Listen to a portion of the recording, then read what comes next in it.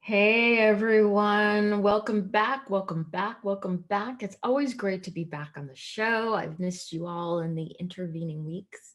And I think I have a fun show today. It might get a little deep, but I've entitled it Everybody Hurts Sometime. So I think for the Gen Xers, you'll realize that's the title of an REM song. I think it's, yes, I am right about that. I just can hear Michael Stipe singing in my head every time I hear that. And what I want to talk about today is pain. We all have deep, dark, emotional pain. It's can be like a vice. You can't eat, you can't sleep, you can't think clearly. Life is in a hold pattern. And the question always is, as humans, is how do we get away from that? As humans, we don't want to walk towards pain, obviously, but we want to move away from it. So today we're going to talk about what that pain looks like, what it feels like, and how we tell ourselves stories about that pain and how we can work our ways towards transformation. Today, we're going to be looking at the work of Pema Chodron from her book, The Pocket Pema Chodron from Shambhala Press. If you don't know, Pema Chodron is a venerable Buddhist nun. She is an American and found Buddhism in the 70s after her second marriage, I believe. And she has very pithy teachings that people just love and grok and glom onto. If you don't have this, please pick up the Pocket Pema Chodron from Shambhala. Not an ad, not sponsored, but it's a great way just to read her work, get her teachings in a very digestible format. Most of the teachings are 1 to 2 pages. So I've pulled from a few of those pages for today. So let's get into it. One of her teachings is right here is a good place to start. And it is. So where does pain reside? Does it reside in our body, in our minds, in our heart? Fill in that blank for yourself. And I think this is very similar to fear. Pain finds a place to go in our bodies because intellectually, we're like, excuse me, we don't wish to hold on to that pain. We're trying to find a place for it to go because we just want to get away from it. Everything within us, everything that we're taught and told intellectually and emotionally, it's like, I just don't want to be in pain anymore. So our bodies tend to take on that pain and it resides there. As a former Pilates teacher and massage therapist, I would find those spots in people's bodies, even when I was working out in Pilates, because that's very mindful exercise, as well as being massaged. There were certain places, I have a hip, my right hip specifically, where I held a lot of pain. And that's where I would have strong emotions come up where I would end up sobbing on the massage table as the massage therapist was going deeper and deeper and deeper. And they held the space for me to release those emotions. So all of that hidden depth, it goes into the body. It's how we hold our bodies too. We clench our jaws, something that I do and most of us do, or a lot of us do. Keeping those shoulders hunched up, realizing you can drop them back and down. Um, Pain in your legs and your feet and your arms, or even with your breathing. Sometimes the ribs being out of joint and those intercostal muscles, those muscles in between your ribs, are really tight. And it's difficult for you to hold and gain that breath. So pain really is in your body. And our minds can tuck it away, but we've got to get it more to the forefront. And the next question I have is, why is it so messy? Pain overall is uncomfortable. Like I said, we as humans are hardwired to move away from that. We are also hardwired to, pick up on fear, like to use fear as a way, as a motivator to get us to do something. And we don't want to be uncomfortable.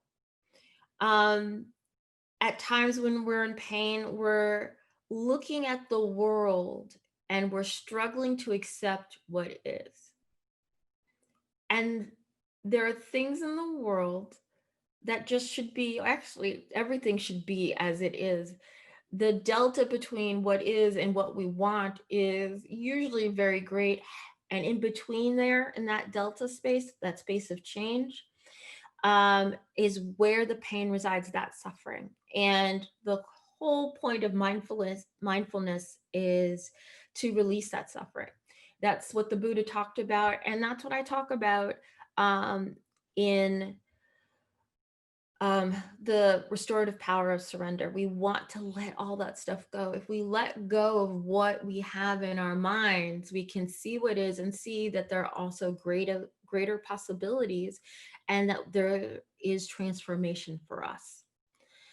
And as I speak about that transformation, those are the things that could make us be different or have a different experience, but we're afraid of the new because it's unfamiliar. Again, it's going back to comfort.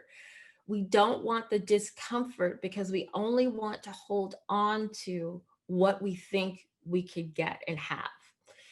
It's also about that sense of lack, and that there's not enough of what we want. So therefore we must hoard and hold on to all the things that we want, and not open ourselves up to new possibilities. So on my path, that's what happened to me. I was holding on so tightly to so many things because it was what I was told to do. It was quote unquote the right thing to do. I didn't know what else could happen because the future is always uncertain because it doesn't exist. So I couldn't plan, and having plans is not something that we could really have, honestly, if we're living in the present.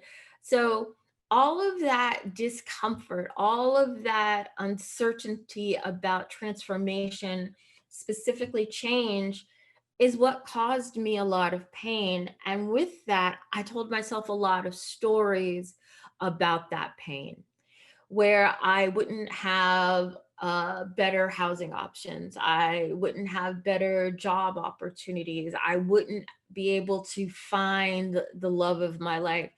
I wouldn't be able to take care of my child. And none of that was true. And I held all of that as pain. The fear welled up to the point where it was physical pain, it was emotional pain.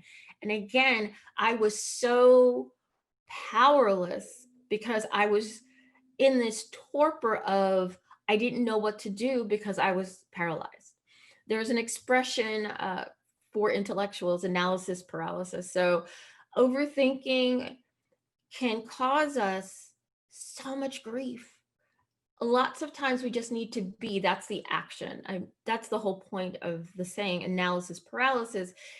We don't know what to do. And most of the time is the thing that we need to do is take a deep breath and stay in the present, which is something that we talk about a lot here.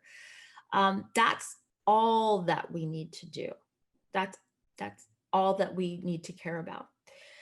Um, I think in my last show, the show before last, I was talking about a lot of pain. And yep, I always talk about let it go, stay in the moment, breathe. And I try to do that. I'm human. I don't always do that.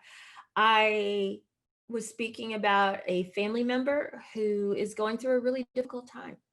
And we're going to use that along with Pema's teachings to talk about pain, because for the past 2 weeks, I think the word I used before is torpor. I've been in a lot of pain about this family member and what it means, What do I need to do? How am I impacted? How do I help and support them and take care of them? And we're going to look at that after the break.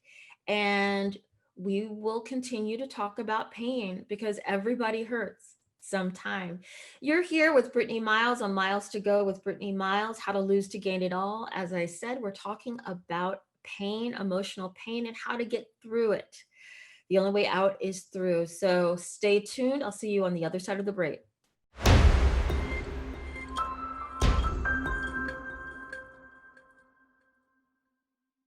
So, hey everyone, welcome back. You are joining Miles to Go with Brittany Miles, myself, How to Lose to Gain It All. And what we're talking about is pain. I know this is a rough one today. Emotional pain. The title of the episode is Everybody Hurts Sometimes. So, for all you Gen Xers out there thinking about REM and Michael Stipe and the iconic video. So, we are, as I said, talking about deep emotional pain, and I want to talk about how I've been going through emotional pain and showing how I've used surrender, mindfulness, and to help me work through it. I haven't cured myself of the pain, if you will, but I am figuring out ways to deal with it without trying to cover it up. Lots of things that we do as humans is that, it's pain because we don't want to feel pain. We're hardwired to move away from it.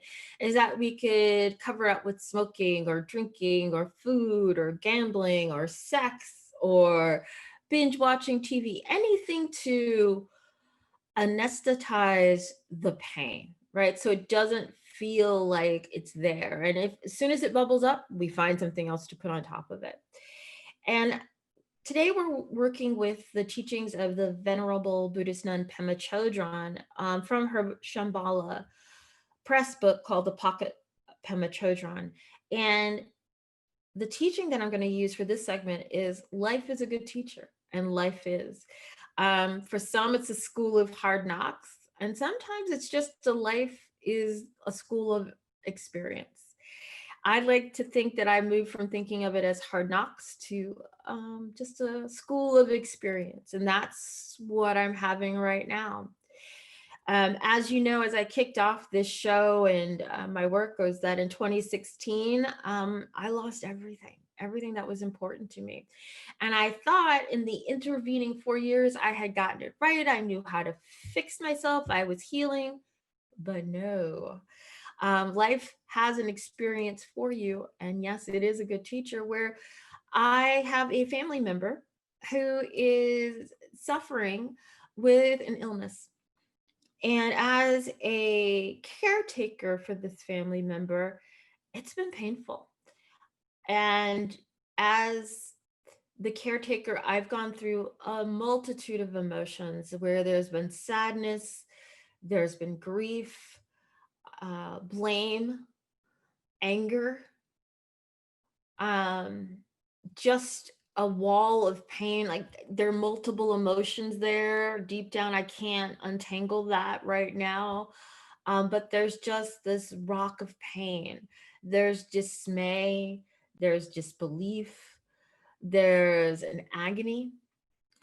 And I have spent the past 2 weeks in a place of anger externally, where I've been very terse with people.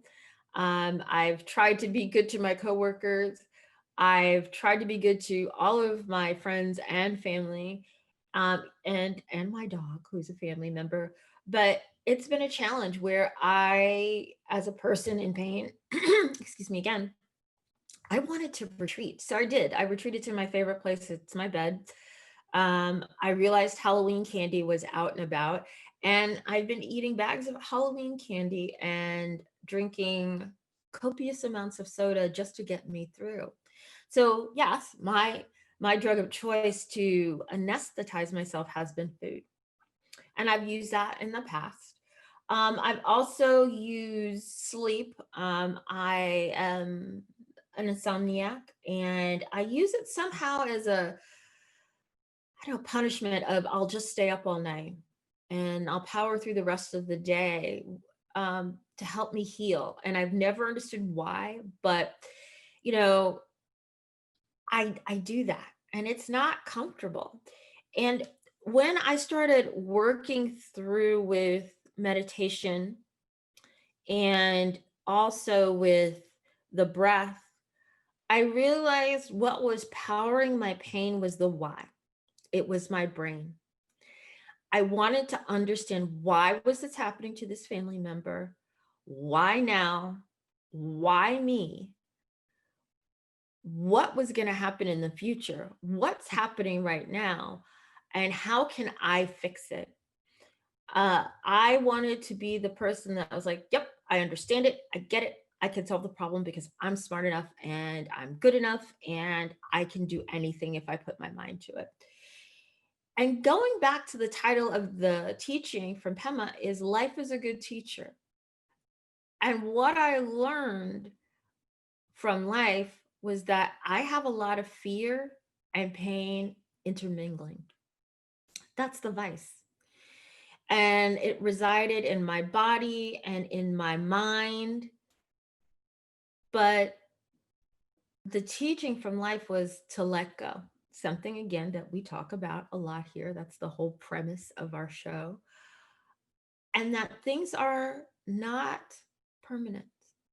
In my mind, I had started a whole story and multitudes of stories, which kept me from sleeping because I would think about these things before I would try to sleep. And then I would wake up because I had scared myself again. None of these things had happened.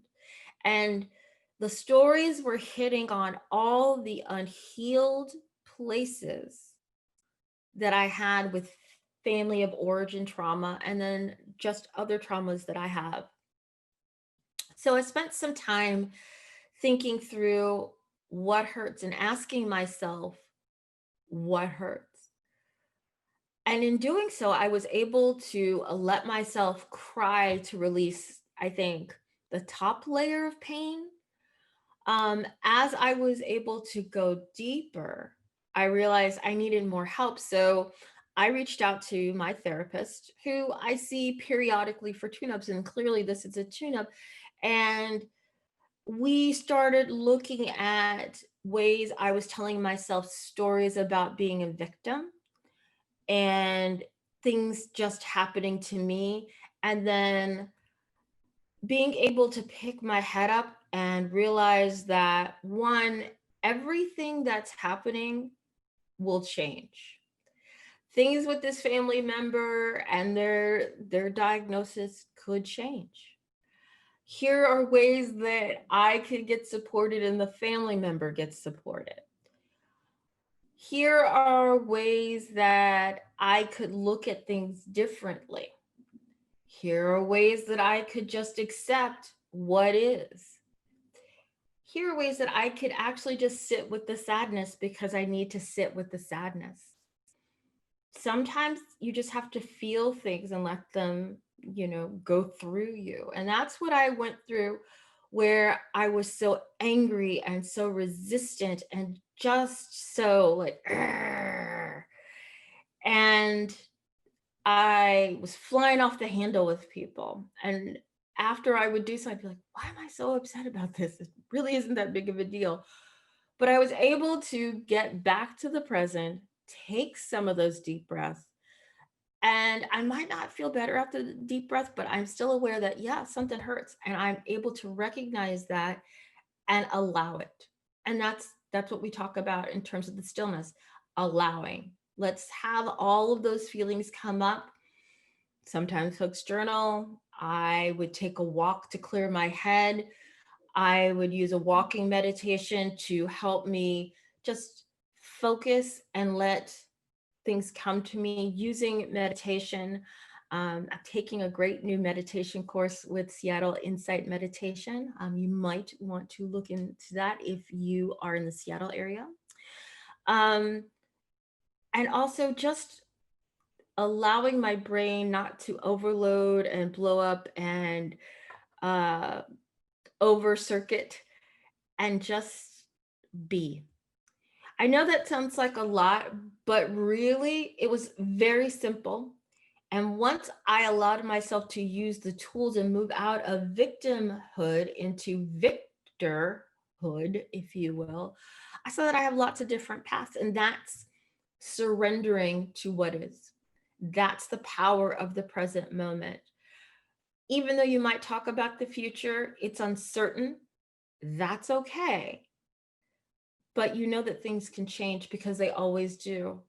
The only thing that's constant in life is change. Everything is impermanent. All of that is super powerful.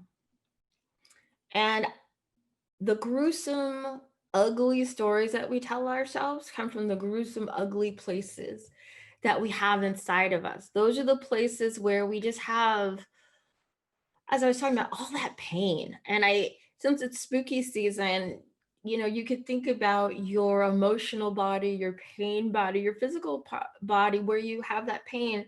They're little ghosts, they're little goblins. There's icky, gooey stuff that's there. And when the veil is lifted and when you start dealing with that pain, all that stuff starts to ooze. But oozing is a part of healing. So if you think that you have, not think, when we have wounds, they ooze as a part of healing. You can have a lot of pus.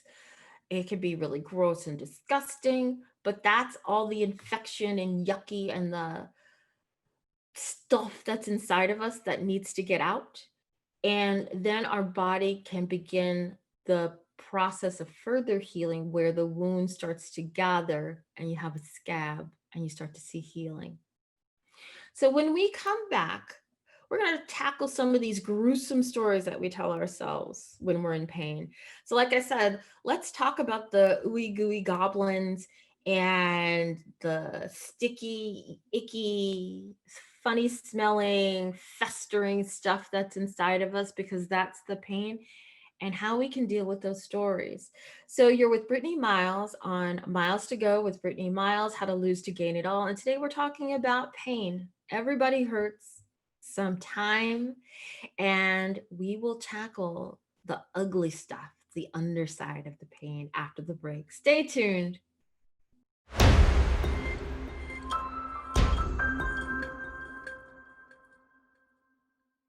On Miles to Go with Brittany Miles, How to Lose to Gain It All. And we're talking about pain. We're talking about emotional pain and how we deal with that and get out of the vice grip of pain. And we are using the teachings of Pema Chodron, the venerable Buddhist nun, from her book on Shambhala Press called The Pocket Pema Chodron. Excuse me.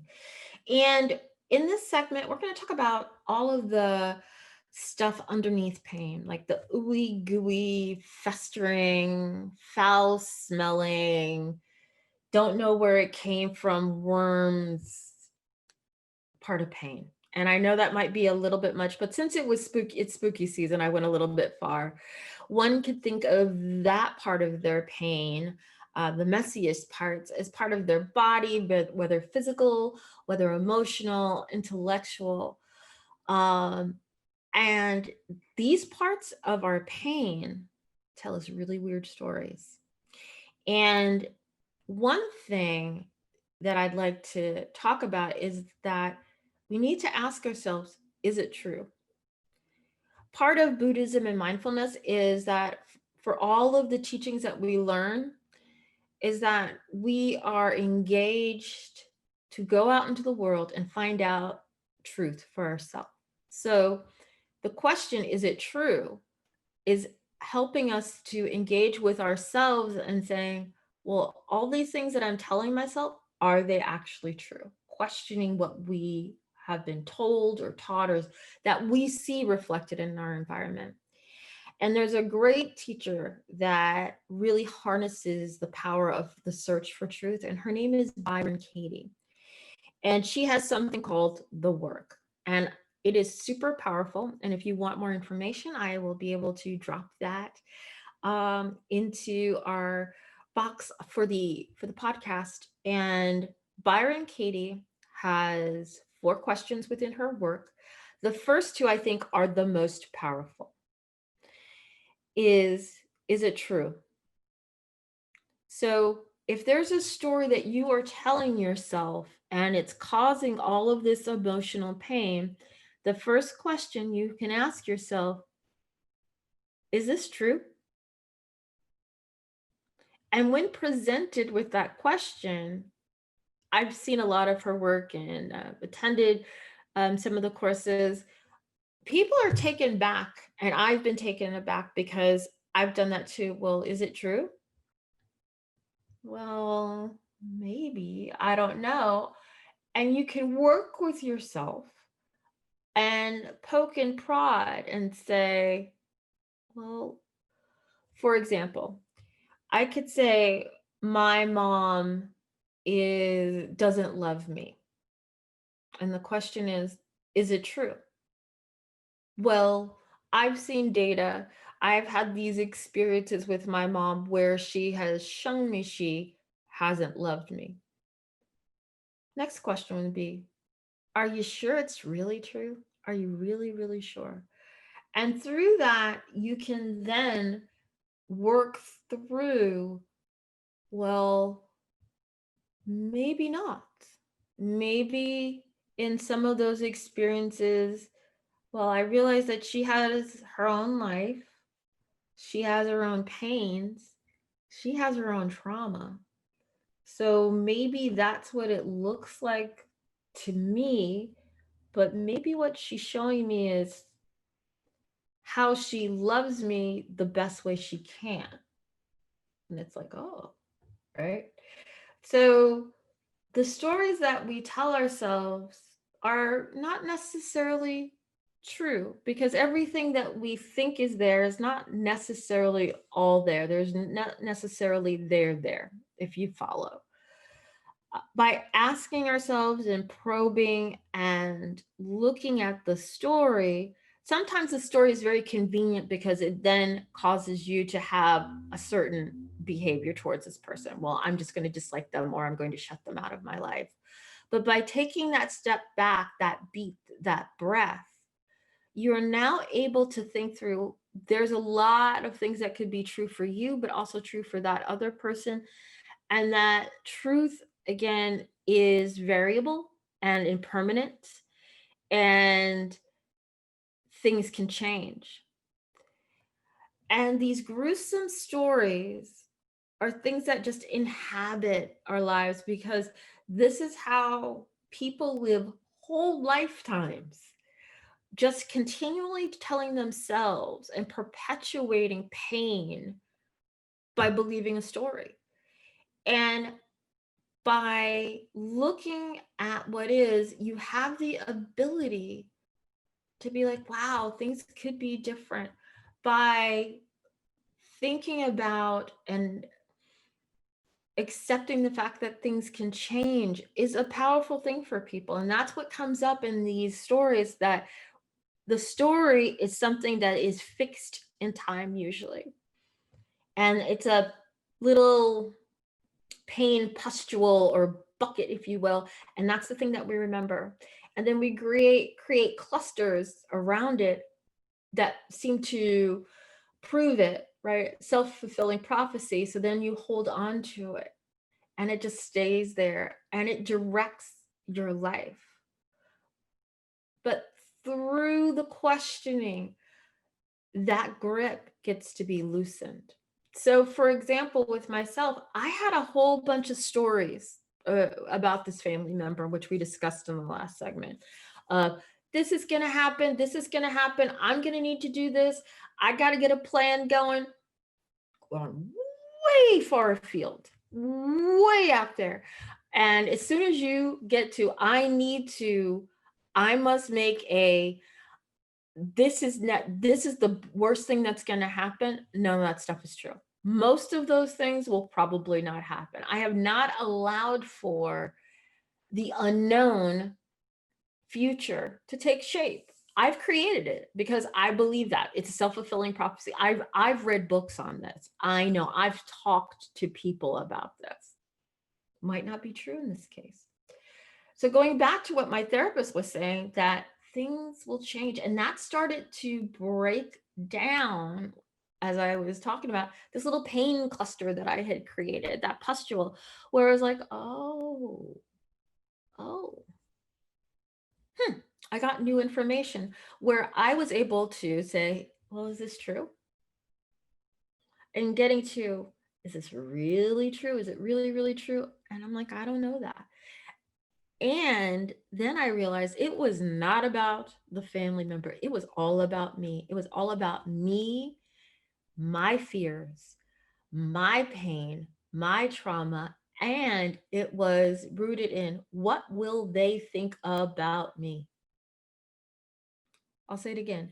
What will they think about me? That's really what it's about. And that's the unhealed part for me. Wanting to please and have everyone like me and have a good face on things. I'm uncomfortable with mess. I don't like things that are messy, but I actually hide things that are messy. Like I have a very clean looking house, but I have some funky looking closets and drawers, and I know I'm not the only one out there. But I have a clean face, and that's what I was hitting on. That it wasn't about the family member, it was about me. And that's when it was like, my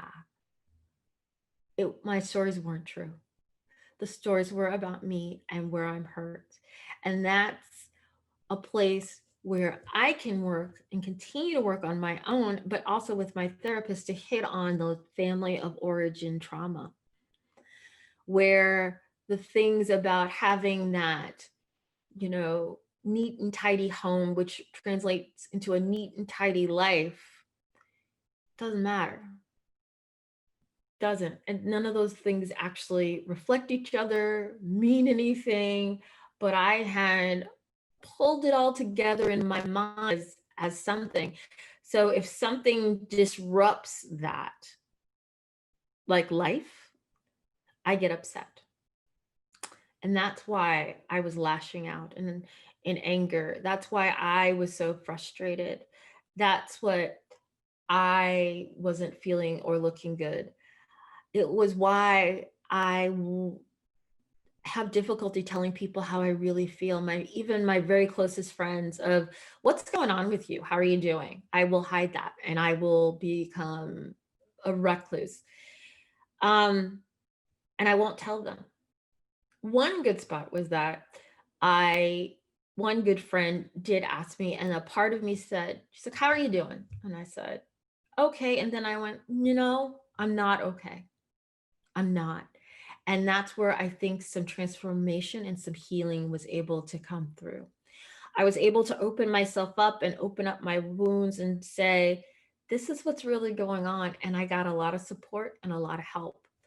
I didn't have to do a head nod or a head fake about, yeah, I'm doing good. But no, I was able to open up with my truth because I had started to answer that question. Is it really, really true? So today we're talking about emotional pain, and it's a lot. There are lots of intervening parts along with fear and anger, anxiety that come to play with pain. So life is a good teacher, and it's good for us to ask ourselves if something is true and if it's really, really true. When we come back, we're going to talk about change. It's the only thing that is inevitable other than death and taxes. So stay tuned as we talk about impermanence. You're here with me, Brittany Miles, on Miles to Go with Brittany Miles, How to Lose, Gain It All. We are talking about pain, deep emotional pain, because everybody hurts sometimes. Stay tuned.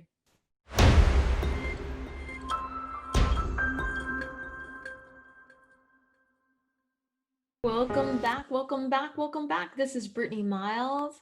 I'm the host of Miles to Go with Brittany Miles, How to Lose to Gain It All. Today we're talking about pain, deep emotional pain. How do we get through it? The stories that we tell ourselves. How do we get into that deep, ugly, dark space where, the song says everybody hurts, we all do, but how do we get into those icky, yucky spaces, and how do we allow ourselves to heal? So in the last segment, we talked about finding truth within the stories that we tell ourselves, and perhaps the stories that we tell ourselves aren't true. And I highly encourage you, if you're interested in learning more about how to explore that area, check out Byron Katie and the Work.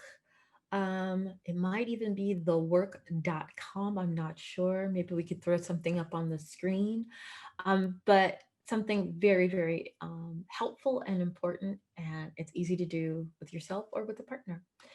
So the more things change, the more they say that stay the same. Everything is inevitable. And that's the next teaching that we are going to be touching on from Pema Chodron, the venerable Buddhist nun, from her book, The Pocket Pema Chodron from Shambhala Press. I'm going to read a little bit, so bear with me, just to kind of set up this segment, and we'll walk through a bit after this. So what Pema talks about in this teaching is difficulty is inevitable. On a very basic level, all beings think that they should be happy. When life becomes difficult or painful, we feel that something has gone wrong. Ding, ding, ding. According to the Buddhist teachings, difficulty is inevitable in human life. For one thing, we cannot escape the reality of death, but there are also the realities of aging, of illness, not getting what we want, and of getting what we don't want. These kinds of difficulties are the facts of life.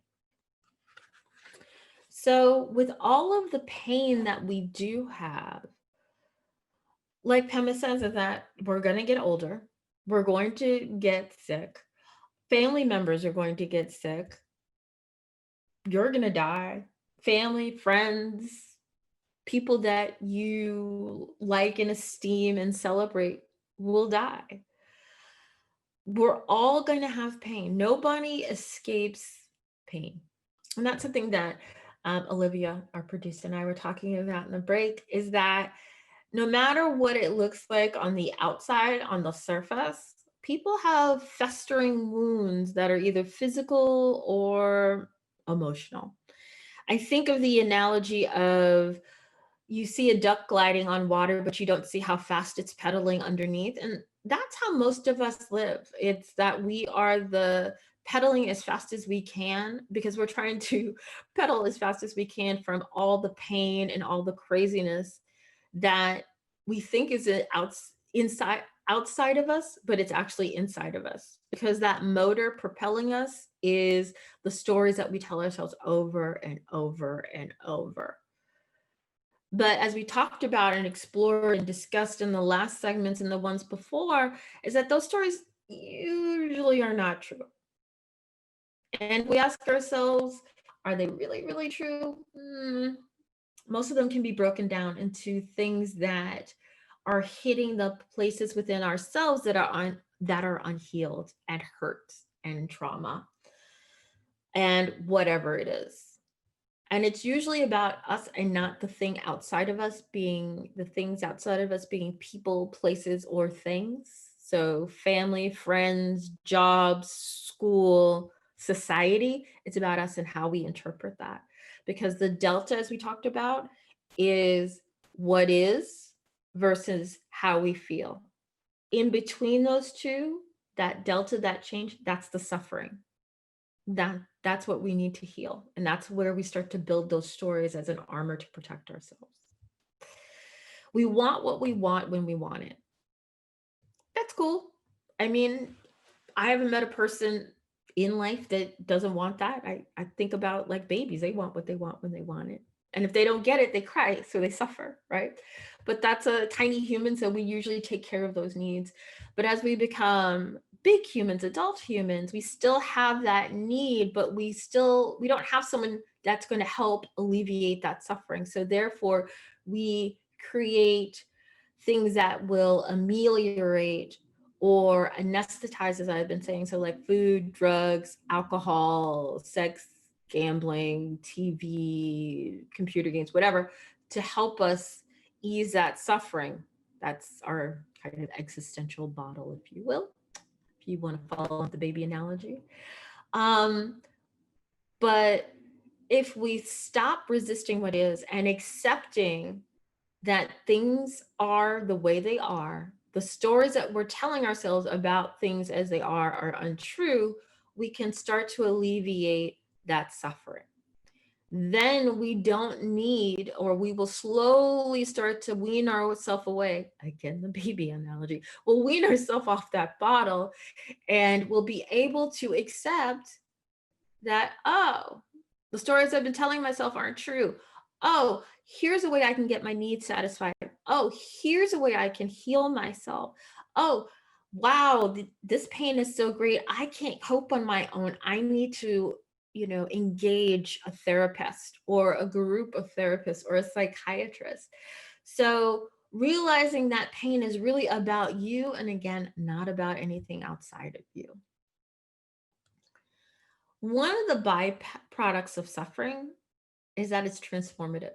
So all the suffering I went through in 2016, all the pain I put myself through, and all the resistance I have, once I let go, I was able to transform. My life did a 180. I was afraid of an unknown and uncertain future when the universe had my back the entire time and was like, just do this, just do this, just do this. Once I got into flow and realized I had no control, never had the appearance of control, I was really needing not to be that duck paddling so quickly across the pond. My life changed. I was on the path of transformation. And part of that transformation was addressing and facing and healing my own trauma, how that affected my own family that I had built and all of my other relationships, and how I started to view the world. Without that release, that letting go of suffering, I would not have this show, because that put me on this path. This is something, the show was like a pipe dream, something I always had in the back of my mind, but never knew how I was going to get it or how it was going to happen. And then magically, miraculously, it came to me at the right time, divine order. And it's still helping me now to deal with and manage and heal all those icky places. Like, the show is really therapeutic for me. I have to say, pain is a wake-up call. We all tend to forget our pain or put it and store it in different places. As a massage therapist and Pilates instructor, I would ask people if they had an injury, because I would see how their bodies would move, and they'd be like, oh yeah, I broke my leg a long time ago. Because people forget it, because it's something that we want to move away from. Whatever is uncomfortable in our lives is a call to truth. It's a place, and it's a place for us, or a time for us, to come to the realization that things need to change and that suffering needs to be let go. By surrendering that pain, we can then embrace the truth being what is, and accepting what is. We're going to understand the truth of our being and who we really are. As I said, my path of transformation has come to this point with the show, where I started to understand that I'm a teacher and I'm a healer. This is what I'm supposed to do. This is my life path and purpose. Had I held on to that pain, I would still be going down, excuse me, paths that weren't for me. And I would be continually going through suffering. Is everything easy for me right now? Not in the least, because it's a lot. I'm human and it's life. However, I have the schools and the tools to help myself, heal myself, and share what I've learned in my vision with you. So hopefully you can use my experience to heal your life. So with that, thank you for your time today. Thanks for sharing a bit of time with me and learning how to heal and work through those painful nooks and crannies, and how to get away from those awful stories that we tell ourselves, because everybody hurts, and finding the ability and the strength to question what is, and realizing everything is impermanent and will change, and that you can heal your life. And with that, thank you. I'll see you in a few weeks. Bye-bye.